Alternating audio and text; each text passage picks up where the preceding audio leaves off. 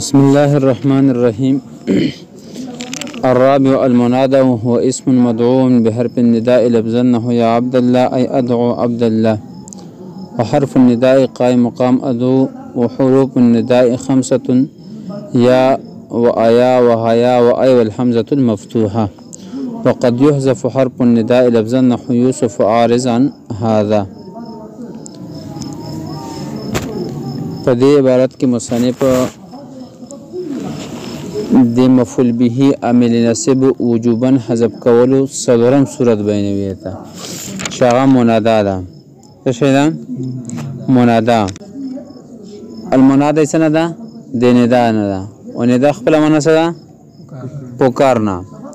والمنادا باندې الف لام د اسم موصول ده، او منادا څه ده؟ صله ده.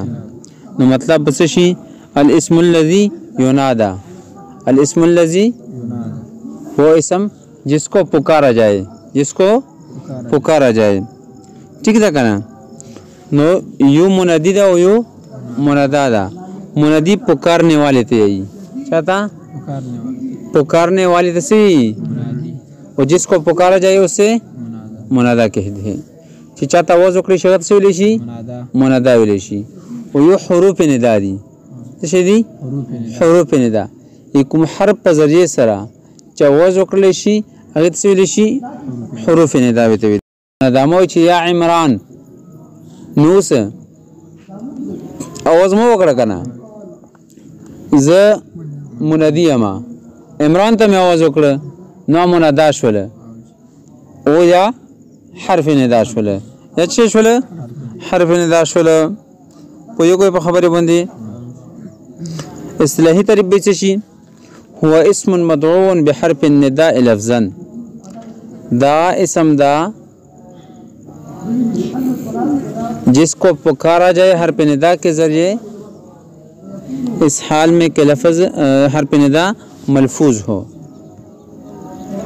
दा اسم دا چې आवाज وکړل شي دیتا په حرف ندا سره په داسې حال کې چې د حرف ندا په لفظونو کې موجود وي.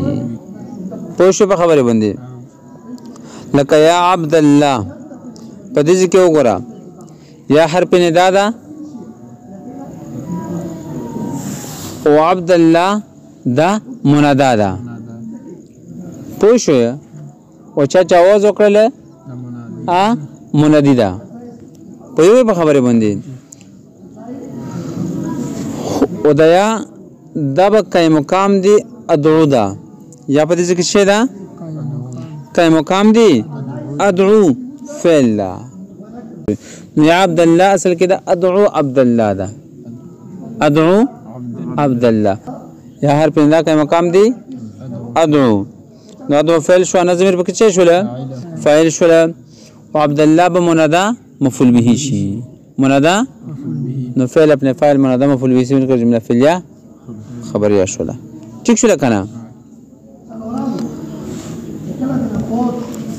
نو یہی چې الرابع صدرم نمبر قسم المنادا. منادا ده هو الاسم، هغه اسم ده مدعو بحرف النداء چې و وختلی شي یا پکارا جائے، आवाज وکړل شي په حرف ندا سره لفظنا نحو یا عبد الله.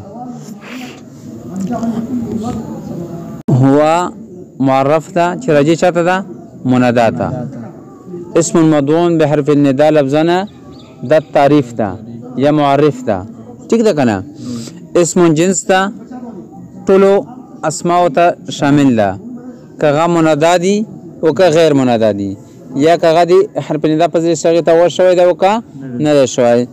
نو مدعو بحرف النداء لفظا اذن سو وتلو اذن هغه اسم وتله چې هغه ته आवाज نه وشي دي سره आवाज وته نه وشي، او هغه اسم ته وتله چې आवाज خو ته شوی خو د فعل په ذریعہ سره ته وشي، څه په ذریعہ سره؟ فعل په ذریعہ سره. و اسم مندوب هم ته وتله، څه ته وتلو؟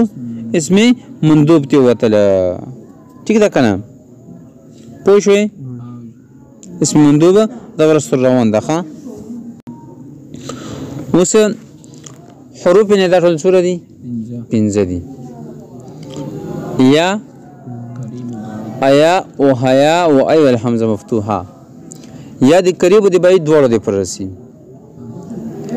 و ایا و حیا دا د بعید د پر رسی و ایو حمزه مفتوحه دا د قریب د پر رسی پوښ به کنه ایا و حیا د بعید د پر رسی و ایو حمزه مفتوحه دی قریب د پر رسی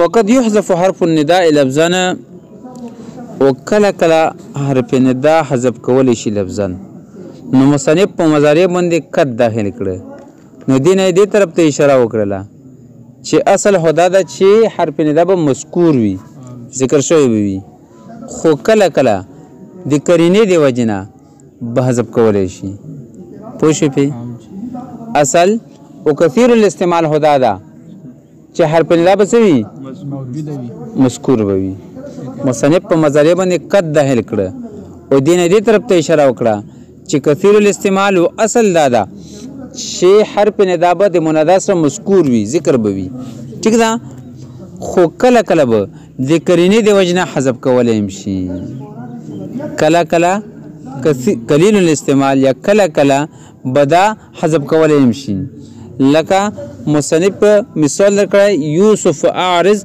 عن هذا خو پهلا د حرف نداء د حذف کولو لپاره درې شرایط دي سوره درې شرطونه دي وته کدرغه درې شرطونه موجود دي نو د حرف نداء حذف کول به جایز وي کني بیا نه وي جایز یو دا چې دغه منادا به اسم جنس نکره نه وي ٹھیک ده کنه کنه دا اسم جنس نکره وي نو یا حرف نداء حذف کول جایز نه دي دا عام ده کا د حرف نداء داخلولونه مخکې نکره وي او حرف نداء جوړدل نه بعد معرفه جوړ شي به هم ته نشه حذف کولای او که په دوړو صورتونو کې نکره وي به هم ته نشه حذف کولای لکه یا رجل یا رجلو یا رجلو دې نه یا نشه حذف کولای یا رون چاته وځي یا رجلن نو دا یا د ځکه نشه حذف کولای او ویلې وجه څه ده ځکه چې اسم جنس باندې حرف نداء ډیر کم داخليږي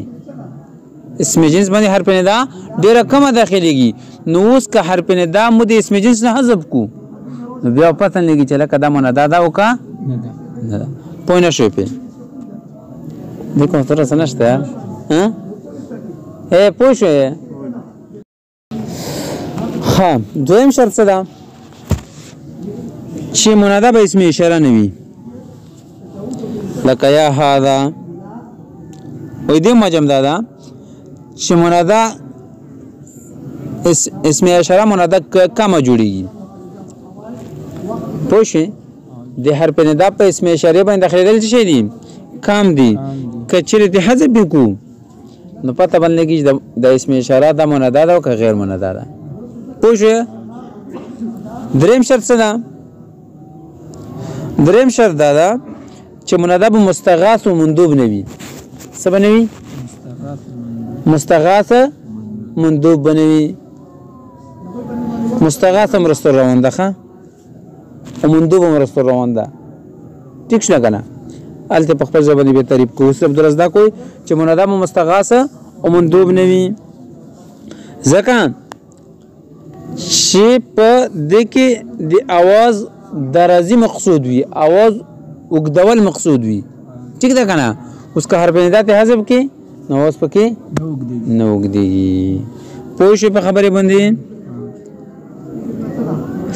خام وقد يحذف حرف النداء لفظانا کله کله حرف نداء حذف کولی شي لفظانا نه يوسف عارض عن هذا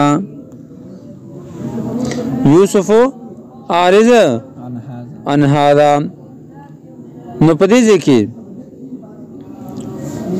یا حرف نداء محذوف ده اصل کې و یا یوسف اعرض عن هذا یوسف څو دا منادا ده د یا حرف نداء محذوف دی پره او یا حذف کړه د کرینې دی وجنه پوښی کدی ځکه یوسف ته مو یا حرف نداء محذوف پونه منو نو یوسف به مبتدا جوړ شي یوسف به جوړ شي او اعرض عن هذا به خبر جوړیږي و اعرض څه ده امر ده فعل امر ده و امر د انشاءات نه ده کنه و انشاءات خبره نشي جوړېدلای ٹھیک ده کنه نو پته ولګي چې دې کې یا حرف ندا محذوف ده ٹھیک شو کنه نو دا باندې دا شی وابه ته شي جواب نه دا شي یا حرف ندا کای مقام ده دو فعل ادو فعل شوله انا ضمیر پکې او یوسف مندا مفعول به شوله